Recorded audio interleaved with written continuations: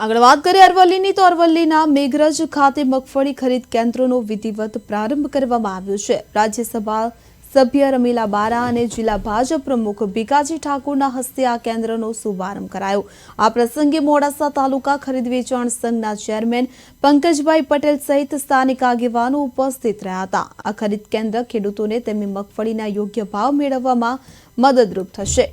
મેઘરજ તાલુકાના કુલ 734 ખેડૂતોએ મગફળી ખરીદી માટે નોંધણી કરાવી છે, તો ખરીદ કેન્દ્ર પર તમામ જરૂરી વ્યવસ્થાઓ પૂર્ણ કરી દેવામાં આવી છે અને આવતીકાલથી મગફળીની ખરીદી શરૂ થશે। ખેડૂતોને યોગ્ય ભાવ અને સુવિધાસભર વ્યવસ્થા સુનિશ્ચિત કરવા માટે સહકારી વિભાગ દ્વારા તંત્ર સજ્જ કરાયું છે, તો આ પહેલથી ખેડૂતોને તેમની ઉપજના વેચાણમાં સરળતા રહેશે।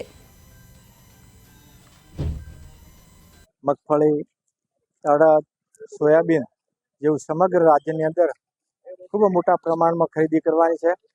સાથે સાથે આજે આ વર્ષ અતિવૃષ્ટિનું હતું અને એમાં પાછોતરા વરસાદના કારણે ખેડૂતોને ખૂબ નુકસાન થયેલ હતું।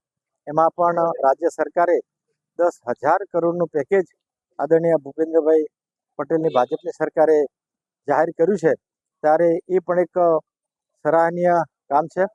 સરકારને એ બાબતે પણ હું અભિનંદન આપું છું અને ખેડૂતોનું આ જે ખરીદી થવાની છે એ પણ મોટા પ્રમાણમાં થવાની છે, ત્યારે ખેડૂતના હિતમાં આ પણ ખૂબ સારો પ્રજાલક્ષી નિર્ણય છે।